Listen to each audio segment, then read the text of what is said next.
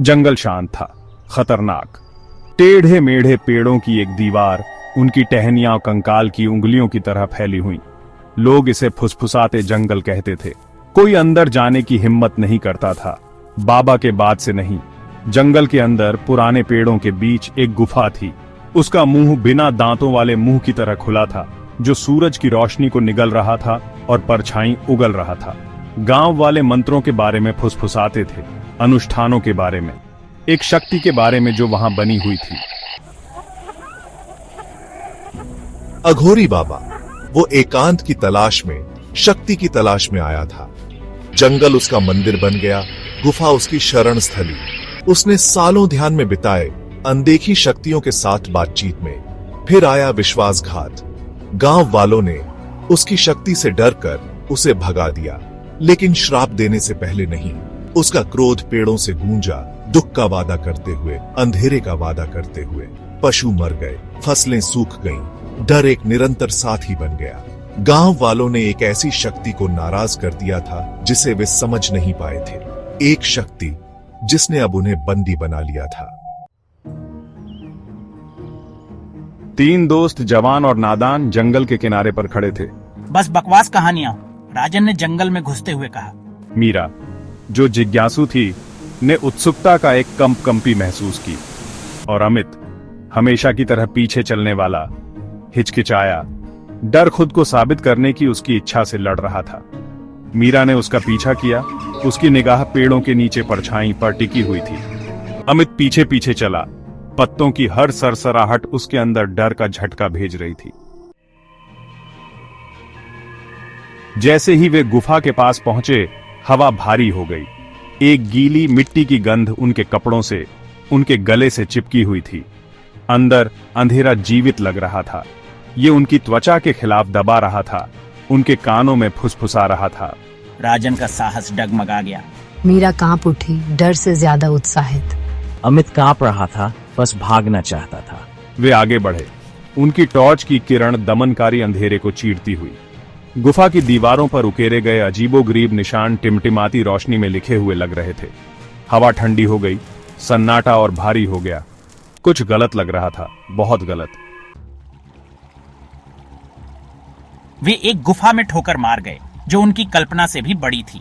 गुफा की दीवारें ऊंची और छत इतनी ऊंची थी कि उसकी ऊंचाई का अंदाजा लगाना मुश्किल था। हर कोने में अंधेरा छाया हुआ था और केवल कुछ जगहों पर ही हल्की रोशनी दिखाई दे रही थी। उनके चारों ओर एक ठंडी हवा घूम रही थी, फुसफुसाहट, मंत्र और एक धीमी कर्कश आवाज लेकर, जो उनकी रीढ़ की हड्डी में कंपी भेज रही थी। हवा में एक अजीब सी गंध भी थी, जैसे किसी पुराने और भूले हुए स्थान की। कक्ष के केंद्र में एक पत्थर की वेदी एक अप्राकृतिक रोशनी में नहाई हुई थी। वेदी पर अजीबोगरीब निशान और प्रतीक खुदे हुए थे, जो किसी प्राचीन भाषा के प्रतीत होते थे। वेदी के चारों ओर कुछ मोमबत्तियां जल रही थीं, जिनकी लौ हिल रही थी। हड्डियां, शायद प्रसाद, उसके चारों ओर बिखरी पड़ी थीं। हवा अनदेखी ऊर्जा से छटक रही थी। ऐसा लग रहा था जैसे यह स्थान किसी प्राचीन अनुष्ठान का केंद्र रहा हो, जहां बलिदान दिए जाते थे। हर हड्डी पर समय की छाप थी और वे सभी एक अजीबोगरीब तरीके से व्यवस्थित थीं। उनके हाथों के बाल खड़े हो गए। यह स्पष्ट था कि वे किसी असाधारण शक्ति के संपर्क में थे। उनके दिल की धड़कन तेज हो गई थी और हर कोई अपनी जगह पर जड़वत खड़ा था। कक्ष में एक उपस्थिति थी, ठंडी, प्राचीन और एक भयानक क्रोध से भरी हुई।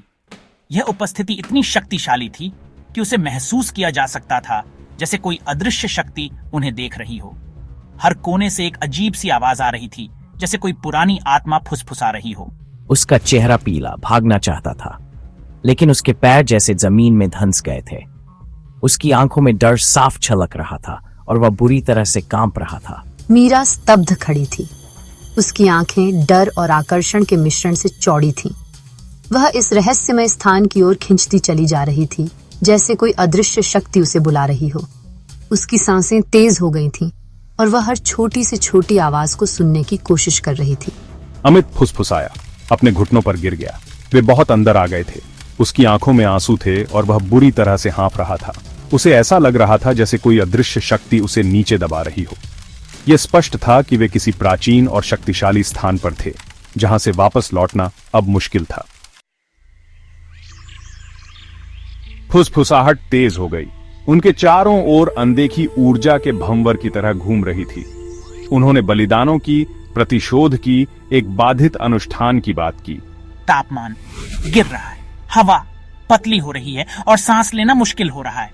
परछाई देखो, वे और हिंसक रूप से नाच रही हैं, भयानक आकार ले रही हैं। राजन, उसका साहस चला गया, हकलाया। हमें यहाँ से जाना होगा अभी। मीरा उसकी जिज्ञासा बढ़ते हुए डर से जूझ रही थी। वेदी से अपनी नजरें नहीं हटा सकी। कुछ हो रहा था, हवा धड़क रही थी, एक ऐसी शक्ति के साथ स्पंदित हो रही थी जो भयानक और रोमांचकारी दोनों थी। हवा का एक झोंका किसी भी सर्दियों के झोंके से भी ठंडा कक्ष से गुजरा। यह झोंका इतना ठंडा था कि उसकी ठिठुरन हड्डियों तक पहुंच गई। कमरे में एक अजीब सी खामोशी छा गई, जैसे कोई अदृश्य शक्ति वहां मौजूद हो। टॉर्च टिमटिमाई, बुझ गई, उन्हें पूरी तरह से अंधेरे में डुबो दिया। अंधेरा इतना गहरा था कि वे अपनी ही सांसों की आवाज सुन सकते थे। हर तरफ सन्नाटा था और इस सन्नाटे में उनकी धड़कनें तेज हो गईं। क्या तुमने वो सुना? एक कर्कश आवाज। ये इस बार करीब है गुस्से में। ऐसा लग रहा था जैसे कोई अदृश्य प्राणी उनके चारों ओर घूम रहा हो, उनकी हर हरकत पर नजर रख रहा हो। फिर एक जोड़ी आंखें एक भयावह लाल रोशनी से चमकती हुई अंधेरे में दिखाई दी। उन पर ऐसी नफरत से टिकी हुई जिससे वे ठंडे हो गए। उन आंखों में एक अजीब सी चमक थी, जैसे वे उनकी आत्मा को भेद रही हों। दहशत ने उन्हें जकड़ लिया। उनके शरीर कांपने लगे और वे हिलने डुलने में असमर्थ हो गए। ऐसा लग रहा था जैसे उनके पैर जमीन में धंस गए हों। हमें यहाँ से निकलना होगा। उनकी आवाज में घबराहट साफ झलक रही थी। वे जानते थे कि अगर वे यहाँ से नहीं निकले तो कुछ भयानक हो सकता है। वे वापस भागे, उस उपस्थिति से बचने की जल्दबाजी में अनदेखी बाधाओं पर ठोकर मारते हुए जो अब उन पर मंडरा रही थी। उनकी सांसें तेज हो गईं और दिल की धड़कनें और तेज हो गईं। हर कदम पर उन्हें ऐसा लग रहा था कि कोई उनका पीछा कर रहा है। हवा ऊर्जा से छटक रही थी, एक परेशान प्राणी के क्रोध से, एक बाधित अनुष्ठान से। ऐसा लग रहा था जैसे पूरी प्रकृति उनके खिलाफ हो गई हो। पेड़ों की शाखाएं भी उनके रास्ते में बाधा डाल रही थीं। वे एक ऐसी जगह पर घुसपैठ कर रहे थे जहां उन्हें कभी नहीं होना चाहिए था। यह जगह रहस्यमयी और खतरनाक थी और अब वे इसकी सजा भुगत रहे थे। उन्हें एहसास हो गया था कि उन्होंने एक बड़ी गलती कर दी है। भागो! वे अपने पैरों पर चढ़ गए। घुटन भरे अंधेरे में उनकी आंखें बेकार थीं। वे आंख बंद करके भागे, दीवारों से टकराते हुए, चट्टानों पर ठोकर खाते हुए। कर्कश आवाजें और प्रतिशोध की फुसफुसाहट उन्हें आगे बढ़ा रही थी। गुफा हमेशा के लिए फैली हुई लग रही थी, परछाई और डर की एक भूल भुलैया। अंत में वे गुफा के मुहाने से बाहर निकले, जंगल के फर्श पर गिर गए, सांस लेने के लिए हाँफ रहे थे। सूरज की रोशनी इतनी कीमती कभी नहीं लगी थी, ताजी हवा इतनी मीठी। वे वहां एक लंबे समय तक लेटे रहे। उनके शरीर कांप रहे थे, उनके दिमाग मुठभेड़ से घूम रहे थे।